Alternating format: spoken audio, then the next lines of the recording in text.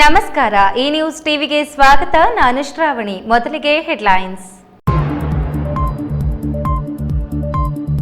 ಇರಾನ್ನ ಸರ್ವೋಚ್ಚ ನಾಯಕ ಅಲಿ ಖಮೇನಿ ಹತ್ಯೆ ಹಿನ್ನೆಲೆ ಗೌರಿಬಿದನೂರಿನ ಅಲ್ಲಿಪುರ ಗ್ರಾಮದಲ್ಲಿ 3 ದಿನ ಬ್ಲ್ಯಾಕ್ ಡೇ ಆಚರಣೆ.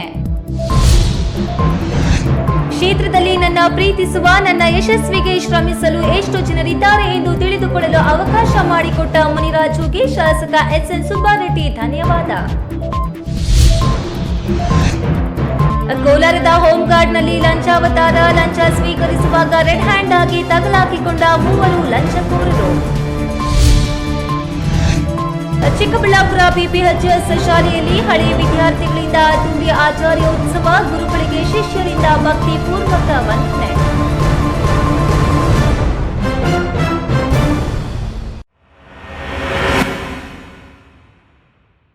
ವಾರ್ತೆಗಳ ವಿವರ. ಇರಾನ್ ಇಸ್ರೇಲ್ ಸಂಘರ್ಷದಲ್ಲಿ ಇರಾನ್ ಸರ್ವೋಚ್ಚ ನಾಯಕ ಆಯತುಲ್ಲಾ ಖಮೇನಿ ಸಾವಿನ ಸುದ್ದಿ ಕೇಳಿ ಇತ್ತ ನಮ್ಮದೇ ರಾಜ್ಯದ ಚಿಕ್ಕಬಳ್ಳಾಪುರ ಜಿಲ್ಲೆಯ ಗೌರಿಬಿದನೂರು ತಾಲೂಕಿನ ಅಲ್ಲಿಪುರ ಗ್ರಾಮದಲ್ಲಿ ನೀರವ ಮೌನ ಆವರಿಸಿದೆ. ಗ್ರಾಮದ ಎಲ್ಲ ಅಂಗಡಿ ಮುಂಗಟ್ಟುಗಳನ್ನು ಸಂಪೂರ್ಣ ಬಂದ್ ಮಾಡಿದ್ದು, ಮಸೀದಿಯಲ್ಲಿ ಪ್ರಾರ್ಥನೆ ಸಲ್ಲಿಸಿ ಗ್ರಾಮದ ಪ್ರಮುಖ ರಸ್ತೆಗಳಲ್ಲಿ ಕಪ್ಪು ಬಾವುಟ, ಭಾರತ ಧ್ವಜ, ಕನ್ನಡ ಧ್ವಜವನ್ನ ಹಿಡಿದು ಪ್ರತಿಭಟನೆ ನಡೆಸಿ 3 ದಿನಗಳ ಕಾಲ ಬ್ಲ್ಯಾಕ್ ಡೇ ಆಚರಣೆಗೆ ಕರೆ ನೀಡಿದೆ.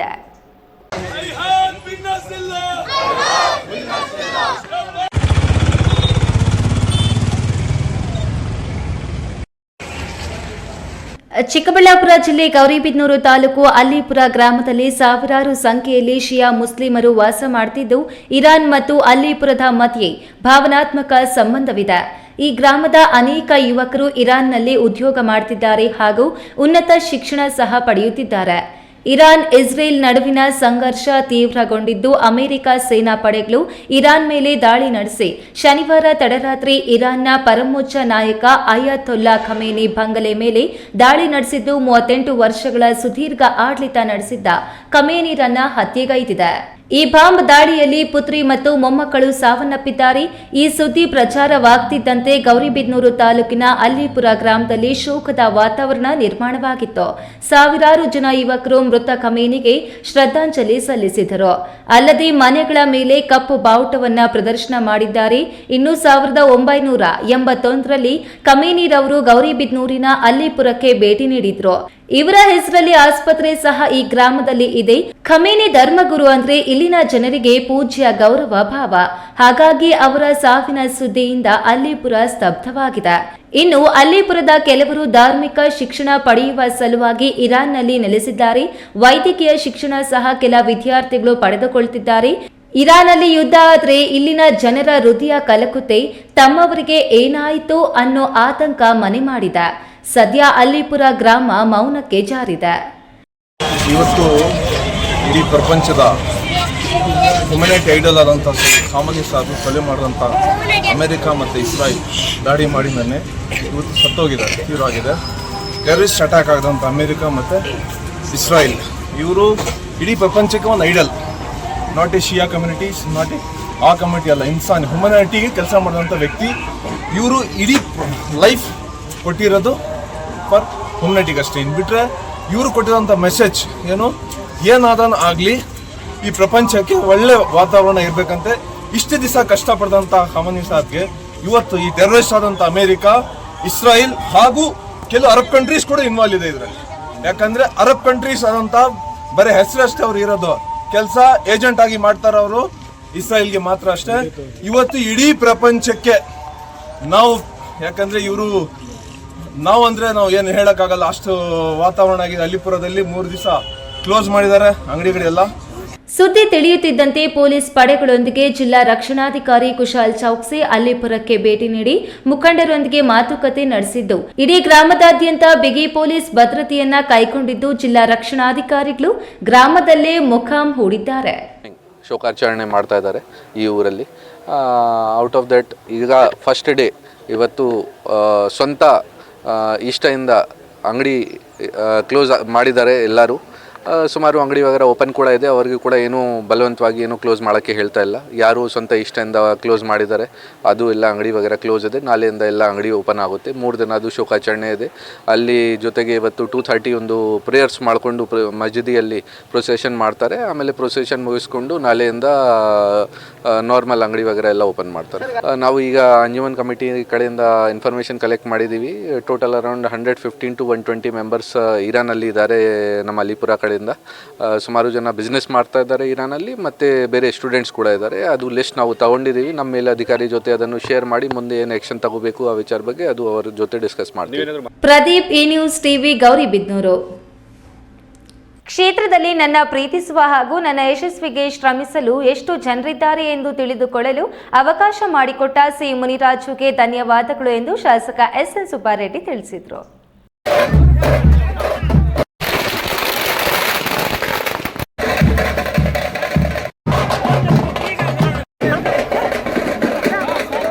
ಶನಿವಾರ ಸಂಜೆ ಗುಡಿಬಂಡೆ ಪಟ್ಟಣದ ಅಂಬೇಡ್ಕರ್ ಪುತ್ಥಳಿಗೆ ಶಾಸಕ ಎಸ್ಎನ್ ಸುಬ್ಬಾರೆಡ್ಡಿ ಮಾಲಾರ್ಪಣೆ ಮಾಡಿ ನಂತರ ಮುಖ್ಯ ರಸ್ತೆಯ ಮೂಲಕ ಇತಿಹಾಸ ಪ್ರಸಿದ್ಧ ಶ್ರೀ ಲಕ್ಷ್ಮೀ ವೆಂಕಟರಮಣ ಸ್ವಾಮಿ ದೇವಾಲಯದಲ್ಲಿ ವಿಶೇಷ ಪೂಜೆ ಸಲ್ಲಿಸಿದರು. ನಂತರ ಪತ್ರಕರ್ತರನ್ನು ಉದ್ದೇಶಿಸಿ ಮಾತನಾಡಿದ ಅವರು, ನನ್ನನ್ನು ಪ್ರೀತಿಸುವ ಜನರು ಇಷ್ಟು ಜನ ಇದ್ದಾರೆ ಎಂದು ನನಗೆ ತಿಳಿದಿರಲಿಲ್ಲ. ಆದರೆ ಇಂದು ನನ್ನ ಪರವಾಗಿ ನ್ಯಾಯಾಲಯದಲ್ಲಿ ನ್ಯಾಯ ಸಿಗುವಂತೆ ಕೋರಿ ಅನೇಕ ದೇವಸ್ಥಾನಗಳಲ್ಲಿ ಪೂಜೆ ಮಾಡಿಸಿ ನನ್ನ ಜಯಕ್ಕಾಗಿ ಪ್ರಾರ್ಥಿಸಿದ್ದಾರೆ. ಇಷ್ಟೆಲ್ಲ ಪ್ರೀತಿ ನನ್ನ ಮೇಲೆ ಇದೆ ಎಂದು ನನಗೆ ಈಗ ಮಾತ್ರ ತಿಳಿಯಿತು. ಇದಕ್ಕೆ ಅವಕಾಶ ಮಾಡಿಕೊಟ್ಟ ಸಿ ಮುನಿರಾಜುಗೆ ಅಭಿನಂದನೆಗಳು ಎಂದರು. ಇನ್ನು ನಾನು ಕ್ಷೇತ್ರದಲ್ಲಿ ರಾಜಕೀಯ ಪ್ರಾರಂಭಿಸಿಲ್ಲ, ಕೇವಲ ಸಮಾಜ ಸೇವೆ ಮಾಡ್ತಿದ್ದೇನೆ. ನಾನು ರಾಜಕೀಯ ಪ್ರಾರಂಭಿಸಿದ್ರೆ ಬೇರೆ ರೀತಿಯಲ್ಲಿ ಇರುತ್ತದೆ. ನನ್ನ ಕ್ಷೇತ್ರ ಸುಖ ಶಾಂತಿಯಿಂದ ಇದೆ. ಇದನ್ನು ನಾಶ ಮಾಡಲು ಸಿ ಮುನಿರಾಜು ಪ್ರಯತ್ನಿಸುತ್ತಿದ್ದಾನೆ. ಅದಕ್ಕೆ ನಾನು ಅವಕಾಶ ಮಾಡಿಕೊಡುವುದಿಲ್ಲ.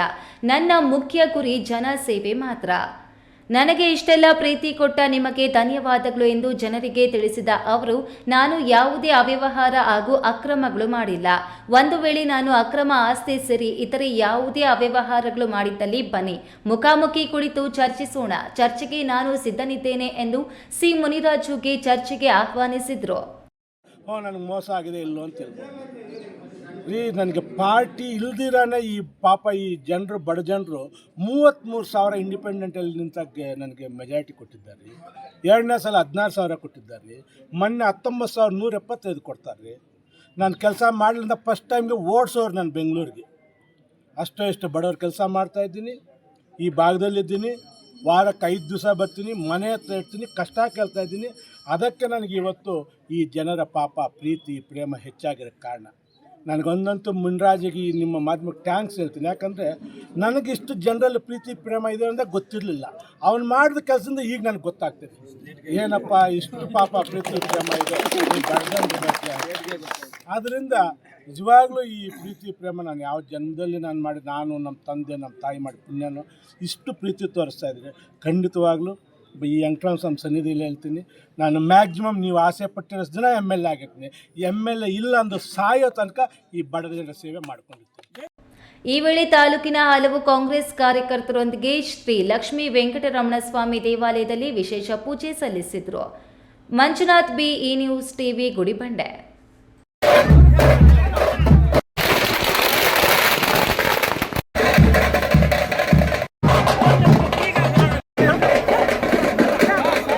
ಕಡಿಮೆ ಸಂಬಳಕ್ಕೆ ದುಡಿಯುವ ಹೋಮ್ ಗಾರ್ಡ್ಗಳ ಸಂಬಳಕ್ಕೂ ಕನ್ನ ಹಾಕ್ತಿದ್ದ ಮಧ್ಯವರ್ತಿಗಳು ಮತ್ತು ಗೃಹ ರಕ್ಷಕ ದಳ ಅಧಿಕಾರಿಯೊಬ್ಬರನ್ನ ಕೋಲಾರದಲ್ಲಿ ಲೋಕಾಯುಕ್ತ ಪೊಲೀಸರು ರೆಡ್ ಹ್ಯಾಂಡ್ ಆಗಿ ಹಿಡಿದು ಕಂಬಿ ಎಣಿಸುವಂತೆ ಮಾಡಿದ್ದಾರೆ.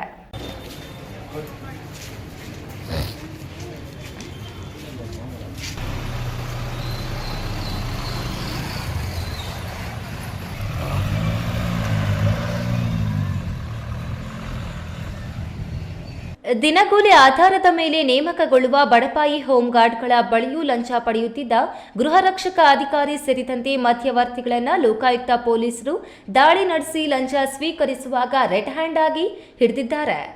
ಪ್ರತಿ ತಿಂಗಳು ಮಧ್ಯವರ್ತಿಗಳು ಹಾಗೂ ಹೋಮ್ ಗಾರ್ಡ್ಗಳ ಮೂಲಕ ಪ್ರತಿಯೊಬ್ಬರಿಗೆ 5,000ದಿಂದ 6,000ಗಳಂತೆ ಹಣವನ್ನ ವಸೂಲಿ ಮಾಡಿ ಕರ್ತವ್ಯಗಳಿಗೆ ನೇಮಕ ಮಾಡಲಾಗುತ್ತಿರುತ್ತದೆ.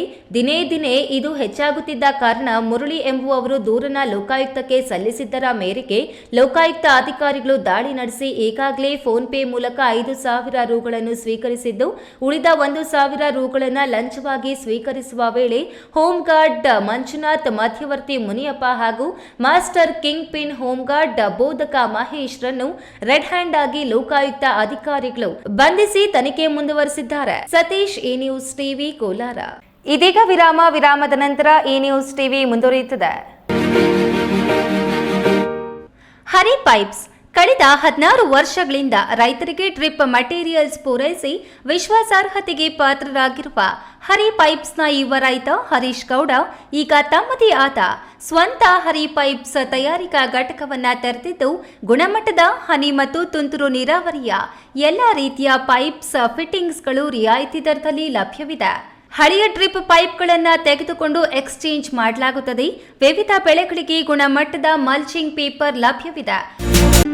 ಖ್ಯಾತ ಶಸ್ತ್ರಚಿಕಿತ್ಸಾ ತಜ್ಞ ಡಾಕ್ಟರ್ ಪ್ರಶಾಂತ್ ಮೂರ್ತಿ ಸಾರಥ್ಯದಲ್ಲಿ ಆರಂಭಗೊಂಡಿದೆ. ಅತ್ಯಾಧುನಿಕ ಸೌಲಭ್ಯಗಳನ್ನು ಒಳಗೊಂಡ ದಿನದ 24 ಗಂಟೆಗಳ ಕಾಲ ಕಾರ್ಯನಿರ್ವಹಿಸುತ್ತಿರುವ ಅಭಯ ಆಸ್ಪತ್ರೆಯಲ್ಲಿ ಎಲ್ಲಾ ರೀತಿಯ ಚಿಕಿತ್ಸೆಗಳು ಲಭ್ಯ. ಗುಣಮಟ್ಟದ ಆರೋಗ್ಯ ಸೇವೆಯನ್ನು ಕೈಗೆಟುಕುವ ದರದಲ್ಲಿ ಒದಗಿಸುವುದು ನಮ್ಮ ಧ್ಯೇಯ. ಚಿಕ್ಕಬಳ್ಳಾಪುರ ಜಿಲ್ಲೆಯಲ್ಲಿ ಆರಂಭಗೊಂಡಿರುವ ಈ ಆಸ್ಪತ್ರೆಯಲ್ಲಿ ಈ ಕೆಳಕಂಡ ಚಿಕಿತ್ಸೆಗಳು ಲಭ್ಯ: ತುರ್ತು ಸೇವೆ, ಜನರಲ್ ಮೆಡಿಸಿನ್, ಜನರಲ್ ಸರ್ಜರಿ, ಮಕ್ಕಳ ತಜ್ಞ ವೈದ್ಯರ ಸೇವೆ, ಎಂಡೋಸ್ಕೋಪಿ, ಮೂಳೆ ರೋಗ ತಜ್ಞರ ಸೇವೆ, ಸ್ತ್ರೀರೋಗ ತಜ್ಞರ ಸೇವೆ, gastro enterology, CT scanning, ultrasound ಹಾಗೂ ಪ್ರಯೋಗಾಲಯ ಸೇವೆಗಳು ಲಭ್ಯವಿದೆ. ಭಾರತದ ಪ್ರತಿಷ್ಠಿತ ದ್ವಿಚಕ್ರ ವಾಹನಗಳಲ್ಲಿ ಒಂದಾದ ಹೀರೋ ಬೈಕ್ಗಳು ಚಿಕ್ಕಬಳ್ಳಾಪುರ ಜಿಲ್ಲೆಯಲ್ಲಿ ಲಭ್ಯ. ಉದ್ಯಮಿ ಅಧಿಕೃತ ಡೀಲರ್ ಲಕ್ಷ್ಮೀನಾರಾಯಣ್ ಸಾರಥ್ಯದಲ್ಲಿ ಆರಂಭವಾಗಿರುವ ಶೋರೂಮ್ ಹಲವು ವೈಶಿಷ್ಟ್ಯತೆಗಳಿಂದ ಕೂಡಿದೆ. ಹೀರೋ ಕಂಪನಿಯ ಬೈಕ್ಗಳ ಅಧಿಕೃತ ಮಾರಾಟಗಾರರು ಮತ್ತು ಸರ್ವಿಸ್ ಸೆಂಟರ್ ಸೇವೆಗಳು ಚಿಕ್ಕಬಳ್ಳಾಪುರದಲ್ಲಿ ಈಗ ಲಭ್ಯ. ವಿಳಾಸ: ವಿಶಾಲ್ ಮಾರ್ಟ್ ಮುಂಭಾಗ, ಬೇಬಿ ರಸ್ತೆ, ಚಿಕ್ಕಬಳ್ಳಾಪುರ. ವಿರಾಮದ ನಂತರ ಈ ನ್ಯೂಸ್ ಟಿವಿಗೆ ಸ್ವಾಗತ. 1973ರಲ್ಲಿ ಪ್ರಾರಂಭವಾದ ಪಿಪಿಎಚ್ಎಸ್ ಶಾಲೆ ಇದುವರೆಗೂ 16,000ಕ್ಕೂ ಹೆಚ್ಚು ವಿದ್ಯಾರ್ಥಿಗಳು ಎಸ್ಎಸ್ಎಲ್ಸಿ ಪರೀಕ್ಷೆ ಬರೆದು 11,000ಕ್ಕೂ ಹೆಚ್ಚು ಜನ ವಿದ್ಯಾರ್ಥಿಗಳು ಉತ್ತೀರ್ಣರಾಗಿದ್ದಾರೆ. ಈ ಶಾಲೆಯಲ್ಲಿ ಓದಿದ ಅನೇಕರು ರಾಜಕಾರಣಿಗಳಾಗಿ ಉನ್ನತ ಹುದ್ದೆಗಳಲ್ಲಿ ಕೆಲಸ ಮಾಡಿದ್ದಾರೆ. ವೈದ್ಯರು, ವಿಜ್ಞಾನಿಗಳಾಗಿ ಇಸ್ರೋ ಸಂಸ್ಥೆಯಲ್ಲೂ ಅನೇಕರಿಗೆ ಕೆಲಸ ಸಿಕ್ಕಿದೆ. ಅವರಲ್ಲಿ ಕೆಲವು ಪ್ರಮುಖರು ಸೇರಿ ನಡೆಸುತ್ತಿರುವ ಆಚಾರ್ಯೋತ್ಸವ ಅತ್ಯಂತ ಯಶಸ್ವಿಯಾಗಿ ನಡೆದಿದೆ ಎಂದು ಕೆವಿ ಮತ್ತು ಪಂಚಗಿರಿ ವಿದ್ಯಾಸಂಸ್ಥೆಗಳ ಅಧ್ಯಕ್ಷರು ಕೆವಿ ನವೀನ್ ಕಿರಣ್ ಅಭಿಪ್ರಾಯಪಟ್ಟರು.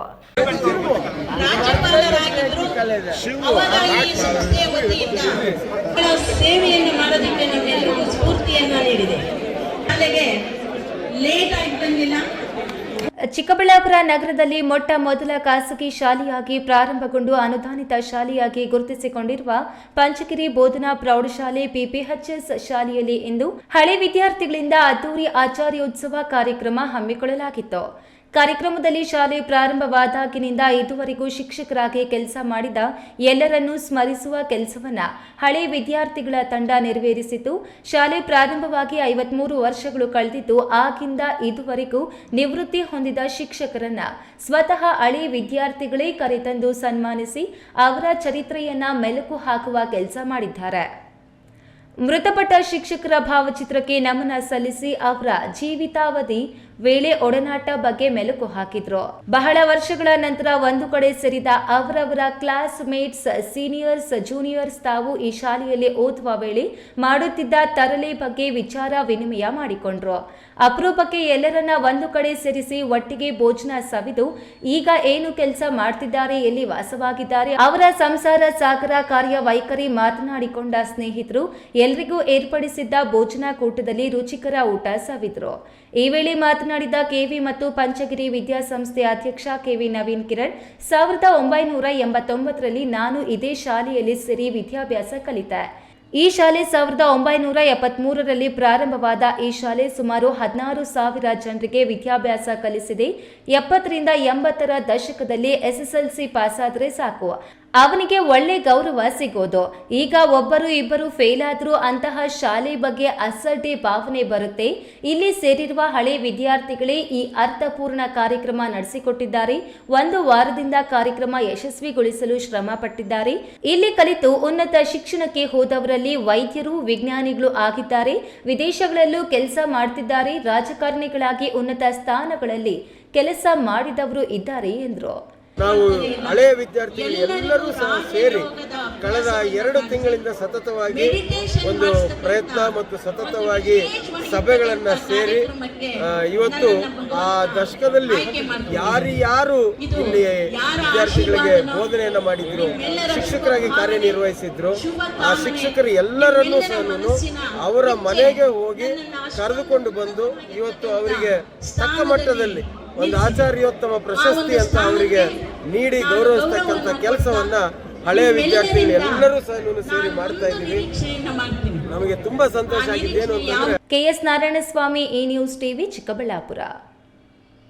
ಆಗ ತಾನೇ ಹುಟ್ಟಿದ ನವಜಾತ ಶಿಶುವನ್ನ ಶೌಚಾಲಯದಲ್ಲಿ ಬಿಸಾಡಿ ಹೋಗಿರುವ ಅಮಾನವೀಯ ಘಟನೆ ಚಿಂತಾಮಣಿ ನಗರದ ತಪತೇಶ್ವರ ಕಾಲೋನಿಯಲ್ಲಿ ಶನಿವಾರ ನಡೆದಿದ್ದು, ಪೊಲೀಸರು ಸ್ಥಳಕ್ಕೆ ಭೇಟಿ ನೀಡಿ ತನಿಖೆ ಕೈಗೊಂಡಿದ್ದಾರೆ.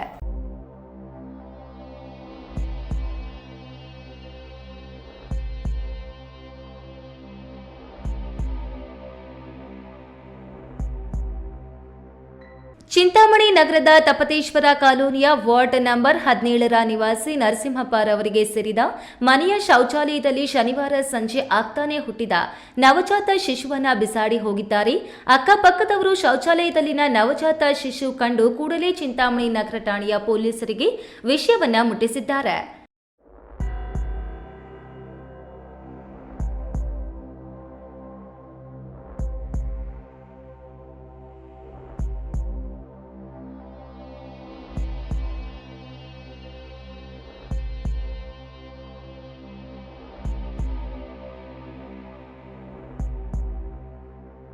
ವಿಷಯ ತಿಳಿದ ಕೂಡಲೇ ಸ್ಥಳಕ್ಕೆ ನಗರ ಠಾಣೆಯ ಸಿಐ ವಿಜಯಕುಮಾರ್, ಪಿಎಸ್ಐ ಪದ್ಮಾ ಹಾಗೂ ಬೆರಳಚ್ಚು ತಜ್ಞರೊಂದಿಗೆ ತೆರಳಿ ಸ್ಥಳ ಪರಿಶೀಲನೆ ನಡೆಸಿ ಮನೆಯ ಮಾಲೀಕರು ನೀಡಿದ ದೂರಿನ ಮೇರೆಗೆ ಪ್ರಕರಣ ದಾಖಲಿಸಿಕೊಂಡು ಮನೆಯಲ್ಲಿ ಬಾಡಿಗೆಗೆ ಇದ್ದವರನ್ನು ವಿಚಾರಣೆ ನಡೆಸುತ್ತಿದ್ದಾರೆ.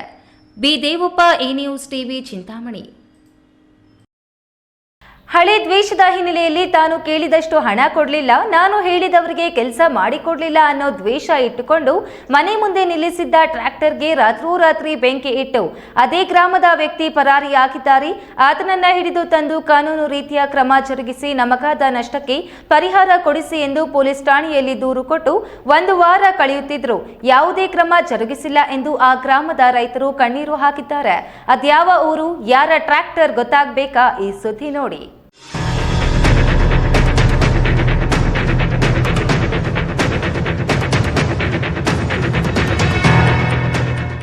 ಚಿಕ್ಕಬಳ್ಳಾಪುರ ತಾಲೂಕು ಆವಲಗುರ್ಕಿ ಪಂಚಾಯಿತಿ ಹೊನ್ನಗಿರಿಯಪ್ಪನಹಳ್ಳಿ ಕೃಷ್ಣಪ್ಪ ಬಿನ್ ದೊಡ್ಡ ಮುನಿಯಪ್ಪ ಎನ್ನುವವರಿಗೆ ಸೇರಿದ ಟ್ರ್ಯಾಕ್ಟರ್ ಅನ್ನು 22/2/2026ರಂದು ನಮ್ಮೂರ ಸರ್ಕಾರಿ ಪ್ರಾಥಮಿಕ ಶಾಲೆ ಹತ್ತಿರ ನಿಲ್ಲಿಸಿದ್ದಾಗ ಬೆಳಗಿನ ಜಾವ 2 ಗಂಟೆ ವೇಳೆಗೆ ಇದೇ ಗ್ರಾಮದ ವಾಸಿ ಲೇಟ್ ಲಕ್ಷ್ಮಪ್ಪ ಮಗ ಸುಮಾರು 40 ವರ್ಷದ ನಾರಾಯಣಪ್ಪ ಎಂಬುವವರು ಟ್ರ್ಯಾಕ್ಟರ್ಗೆ ಬೆಂಕಿ ಇಟ್ಟು ಮುಂದಿನ ಟೈರ್ ಬರಸ್ಟ್ ಆದ ಸದ್ದು ಕೇಳಿ ಮನೆಯಲ್ಲಿದ್ದ ನಾವು ನೋಡಿ ಓಡಿ ಬರುವಷ್ಟರಲ್ಲಿ ನಾರಾಯಣಪ್ಪ ಓಡಿ ಹೋಗುತ್ತಿದ್ದುದನ್ನ ನಾವು ಕಣ್ಣಾರೆ ನೋಡಿದ್ದು. ನಾವು ಬೆಂಕಿ ಆರಿಸುವ ಭರದಲ್ಲಿ ನಾವು ನಾರಾಯಣಪ್ಪನನ್ನು ಹಿಡಿದುಕೊಳ್ಳಲಾಗಲಿಲ್ಲ. ಈತನನ್ನು ಹಿಡಿದು ಕಾನೂನು ರೀತಿಯ ಕ್ರಮ ಜರುಗಿಸಿ ನಮಗೆ ಅದರಿಂದಾದ ನಷ್ಟಕ್ಕೆ ಪರಿಹಾರ ಕೊಡಿಸುವಂತೆ ಚಿಕ್ಕಬಳ್ಳಾಪುರ ಗ್ರಾಮಾಂತರ ಪೊಲೀಸ್ ಠಾಣೆಯಲ್ಲಿ ದೂರು ಕೊಟ್ಟು ವಾರ ಕಳೆದರೂ ಯಾರೂ ಸ್ಥಳಕ್ಕೆ ಬಂದು ಪರಿಶೀಲನೆ ನಡೆಸಿಲ್ಲ. ಕಳ್ಳನನ್ನ ಹಿಡಿಯುವ ಪ್ರಯತ್ನವೂ ಮಾಡಿಲ್ಲ ಎಂದು ಮಾಲೀಕ ಈ ನ್ಯೂಸ್ ಟಿವಿ ಮುಂದೆ ಅಳಲು ತೋಡಿಕೊಂಡಿದ್ದಾರೆ. ಶನಿವಾರ 22ನೇ ತಾರೀಕು 22ನೇ ಕಂಪ್ಲೇಂಟ್ ಕೊಟ್ಟರೆ ಸಬ್ ಇನ್ಸ್ಪೆಕ್ಟರ್ ಅಂತ ಹೇಳಿದ್ರು. ನಾವು ಕಾಯ್ದ್ವಿ. ಏನು ನೆನ್ನೆ ಹೋಗಿ ತಿರ್ಗಾ ಕಂಪ್ಲೇಂಟ್ ಕೊಟ್ಟು ಏನು ಕ್ರಮ ತಗೊಂಡಿಲ್ಲ ಅವರು. ಸರ್ ನೀವು ಕರ್ಕೊಂಡು ಬಂದು ಇನ್ಕ್ವೈರಿ ಮಾಡಿ, ಏನು ಯಾಕೆ ಈ ಥರ ಮಾಡಿದ್ದಾನೆ ಇನ್ಕ್ವೈರಿ ಮಾಡಿ ಅಂತ ಹೇಳಿದ್ವಿ. ಸರ್ ಇನ್ಕ್ವೈರಿ ಮಾಡಿಲ್ಲ ಹೇಳ್ತಾನೆ ಇದ್ವಿ, ಇನ್ಕ್ವೈರಿ ಮಾಡಿ ಅಂತ. ನಾವು ಕೇಸ್ ಬುಕ್ ಮಾಡ್ತೀವಂತೆ, ಬೇಡ ಫಸ್ಟ್ ಇನ್ಕ್ವೈರಿ ಮಾಡಿರಿ ಅವ್ರನ್ನ, ಯಾಕೆ ಇಕ್ಕಿದ್ರು ಏನು ಉದ್ದೇಶ ಅಂತ ಹೇಳಿದ್ವಿ. ಸರ್ ನಾವು ಏನು ಕ್ರಮನೇ ತಗೊಂಡಿಲ್ಲ ಅವರು. ರೂರಲ್ ಸ್ಟೇಷನ್ ಸರ್, ಬೆಂಕಿ ಇಕ್ಕಿರೋ ಸರ್, ನಾರಾಯಣಪ್ಪ ಬೆಂಕಿ ಇಕ್ಕಿರೋದು ಶನಿವಾರ 2 ಗಂಟೆ ರಾತ್ರಿಯಾಗ ಇಕ್ಕಿಬಿಟ್ಟು ಓಡೋಗವನೆ. ನಾವು ಎತ್ಕೊಂಡು ಕಂಪ್ಲೇಂಟ್ ಕೊಟ್ವಿ. ಈಗ ಕರೆಸ್ತೀವಿ ಎಲ್ಲ ಕರೆಸಿಲ್ಲ. ಇವತ್ತು ಹೋಗಿದ್ವಿ, ಇಲ್ಲ ರಸ್ಪೇಟೆ ಇಲ್ಲ ನಮಗೆ. ನಾವು ಬಡವರು ಸರ್, ಟ್ಯಾಕ್ಟ್ರಿಗೆ ನಾವು ಬಡವರು, ನಮ್ಗೆ ರೆಕಮೆಂಡ್ ಇಲ್ಲ, ಏನೂ ಇಲ್ಲ. ಏನು ಬಿಡ್ರಿ, ಏನು ಮಾಡ್ತೀರಿ ಅಂತ ಅವರು ನಮ್ಮ ನೆಗ್ಲೆಕ್ಟ್ ಸರ್. ಬಡವರು ಸರ್, ನಾವು ಬಡವರು. ಕೆಎಸ್ ನಾರಾಯಣಸ್ವಾಮಿ, ಈ ನ್ಯೂಸ್ ಟಿವಿ, ಚಿಕ್ಕಬಳ್ಳಾಪುರ.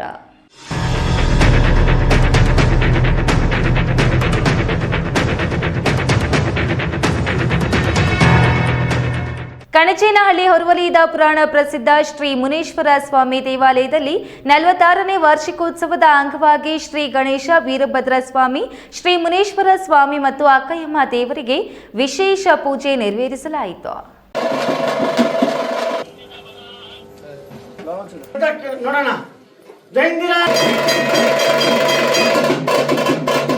ಚಿಕ್ಕಬಳ್ಳಾಪುರ ತಾಲೂಕಿನ ಕಣಚೇನಹಳ್ಳಿಯ ಪುರಾಣ ಪ್ರಸಿದ್ಧ ಶ್ರೀ ಮುನೇಶ್ವರ ಸ್ವಾಮಿ ದೇವಾಲಯದಲ್ಲಿ 46ನೇ ಶ್ರೀ ಮುನೇಶ್ವರ ಸ್ವಾಮಿ ವಾರ್ಷಿಕೋತ್ಸವವು ಅತ್ಯಂತ ಶ್ರದ್ಧಾ ಭಕ್ತಿಯಿಂದ ನೆರವೇರಿತು.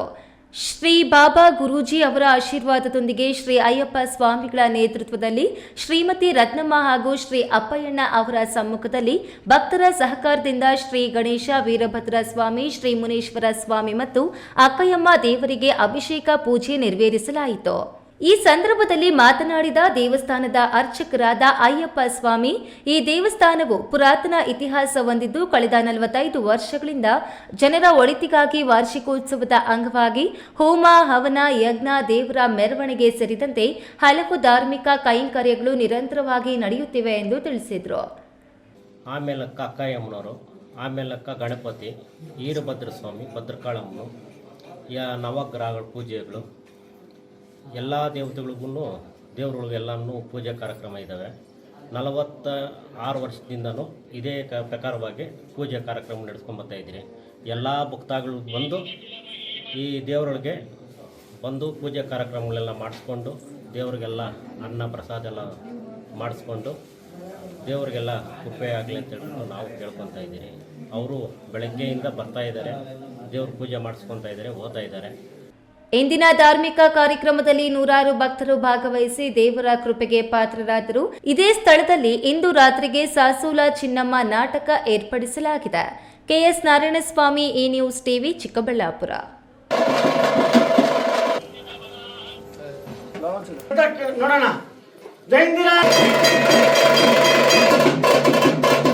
ಇದೀಗ ವಿರಾಮದ ನಂತರ ಈ ನ್ಯೂಸ್ ಟಿವಿ ಮುಂದುವರಿಯುತ್ತದೆ. ಕಷ್ಟಪಟ್ಟು ಹಣ ಕೊಡಿಸಿ ಒಡವೆ ಮಾಡಿಸಿರ್ತೀರಿ. ಮಕ್ಕಳ ಉನ್ನತ ವ್ಯಾಸಕ್ಕೋ, ಅವ್ರ ಮದ್ವೆಗೋ ಅಥವಾ ಯಾವ್ದಾದ್ರೂ ಆರೋಗ್ಯ ಸಮಸ್ಯೆ ಬಂದಾಗ ಹಣ ಬೇಕಾಗತ್ತೆ.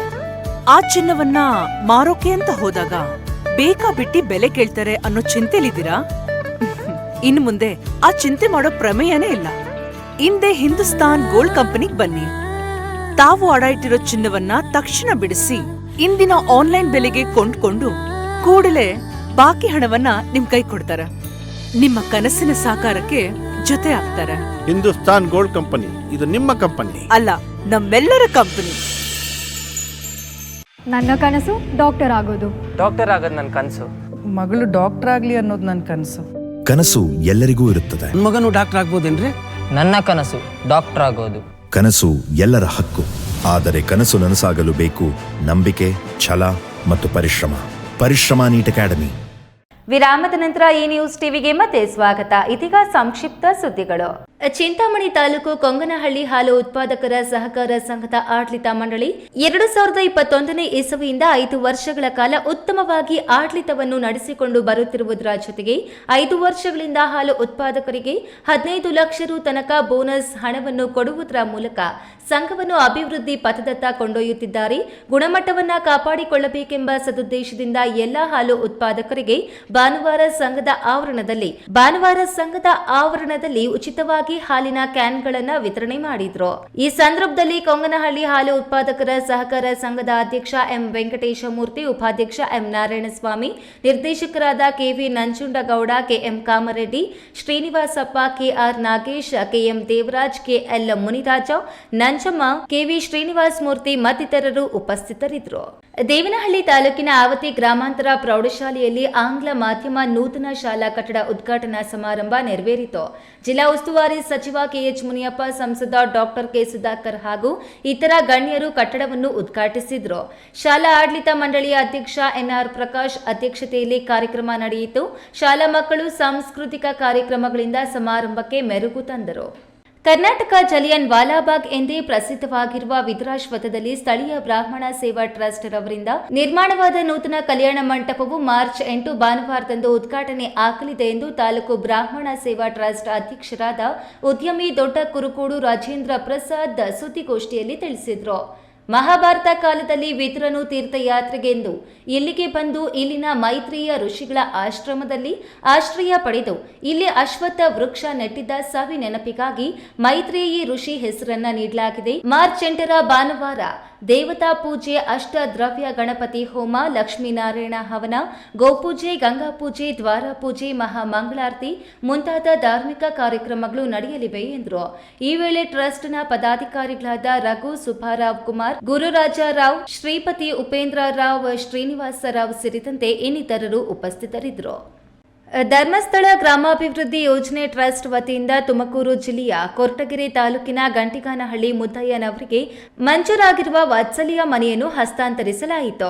ವಾತ್ಸಲ್ಯ ಮನೆ ಹಸ್ತಾಂತರಿಸಿ ಮಾತನಾಡಿದ ಧರ್ಮಸ್ಥಳ ಸಂಘದ ತಾಲೂಕು ಯೋಜನಾಧಿಕಾರಿ ಅನಿತಾ ರವರು, ಸೂರಿಲ್ಲದೆ ಅತ್ಯಂತ ನಿಕೃಷ್ಟವಾಗಿ ಬದುಕುತ್ತಿರುವ ನಿರ್ಗತಿಕರನ್ನ ಗುರುತಿಸಿ ಧರ್ಮಸ್ಥಳ ಗ್ರಾಮಾಭಿವೃದ್ಧಿ ಯೋಜನೆಯಿಂದ ಮನೆಗಳನ್ನು ಕಟ್ಟಿಸಿ ನಮ್ಮ ಕೊರಟಗೆರೆ ತಾಲೂಕಿನಲ್ಲಿ 2ನೇ ಮನೆ ಹಸ್ತಾಂತರ ಮಾಡಲಾಗುತ್ತಿದೆ ಎಂದರು. ಕಾರ್ಯಕ್ರಮದಲ್ಲಿ ಕೌಶಲ್ಯ ಅಭಿವೃದ್ಧಿ ನಿಗಮ ಮಾಜಿ ಅಧ್ಯಕ್ಷ ಮುರಳೀಧರ ಹಾಲಪ್ಪ, ಎಲ್ ರಾಜಣ್ಣ, ಪ್ರದೀಪ್ ಕುಮಾರ್, ರೇಣುಕಾ ಪ್ರಸಾದ್, ದಾಡಿ ವೆಂಕಟೇಶ್, ಮಹೇಂದ್ರ, ಗಂಗಯ್ಯ, ಅನಸೂಯಮ್ಮ ಇನ್ನಿತರರು ಹಾಜರಿದ್ದರು. ಕೊನೆಯದಾಗಿ ಮತ್ತೊಮ್ಮೆ ಹೆಡ್ಲೈನ್ಸ್. ಇರಾನ್ನ ಸರ್ವೋಚ್ಚ ನಾಯಕ ಅಲಿ ಖಮೇನಿ ಹತ್ಯೆ ಹಿನ್ನೆಲೆ ಗೌರಿಬಿದನೂರಿನ ಅಲ್ಲಿಪುರ ಗ್ರಾಮದಲ್ಲಿ 3 ದಿನ ಬ್ಲ್ಯಾಕ್ ಡೇ ಆಚರಣೆ.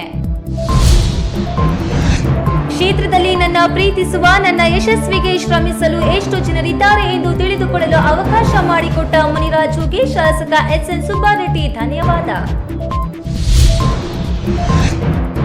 ಕೋಲಾರದ ಹೋಮ್ ಗಾರ್ಡ್ನಲ್ಲಿ ಲಂಚಾವತಾರ, ಲಂಚ ಸ್ವೀಕರಿಸುವಾಗ ರೆಡ್ ಹ್ಯಾಂಡ್ ಆಗಿ ತಗಲಾಕಿಕೊಂಡ 3 ಲಂಚಕೋರರು.